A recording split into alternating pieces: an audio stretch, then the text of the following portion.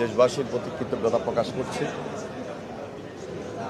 দীর্ঘ আন্দোলন সংগ্রাম, ত্যাগ তিতিক্ষা এবং এই আন্দোলন সংগ্রাম করতে গিয়ে অনেকেই গুম খুনের শিকার হয়েছেন, শহীদ হয়েছেন। আমি তাদের আত্মার মাগফিরাত কামনা করছি, দেশবাসীর প্রতি কৃতজ্ঞতা প্রকাশ করছি এবং সকলের সহযোগিতা কামনা করছি। আজকের এই মাহেন্দ্রক্ষণে আমি বলবো যে একটা ঐতিহাসিক দিন, গুরুত্বপূর্ণ দিন।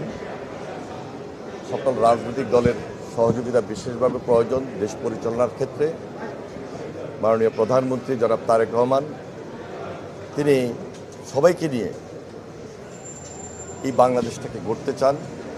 আমরা তাকে যেন সবাই মিলে সহযোগিতা করি এবং বিশেষ করে যারা বিরোধী দলে রয়েছেন তাদের সহযোগিতা বিশেষভাবে প্রয়োজন। কারণ এই বাংলাদেশটাকে আমাদের নতুনভাবে চিন্তা করতে হবে, নতুনভাবে গড়তে হবে। আমরা দীর্ঘদিন অন্ধকারে ছিলাম, নতুনভাবে এই দেশটাকে গড়ার মাধ্যমে আলোর দিকে এগিয়ে যেতে চাই। সকলের সহযোগিতা কামনা করছি, বিশেষ করে দেশবাসীর সহযোগিতার মাধ্যমে আমরা একটা নতুন স্বনির্ভর বাংলাদেশ এবং দেশপ্রেমিক সরকার হিসাবে সকলের পাশে থেকে কাজ করার জন্য সকলের সহযোগিতা এবং আন্তরিকতা বিশেষভাবে প্রয়োজন মনে করেই সকলের প্রতি শ্রদ্ধা এবং সম্মান রেখেই সকলের প্রতি আবারও কৃতজ্ঞতা প্রকাশ করছি। ধন্যবাদ।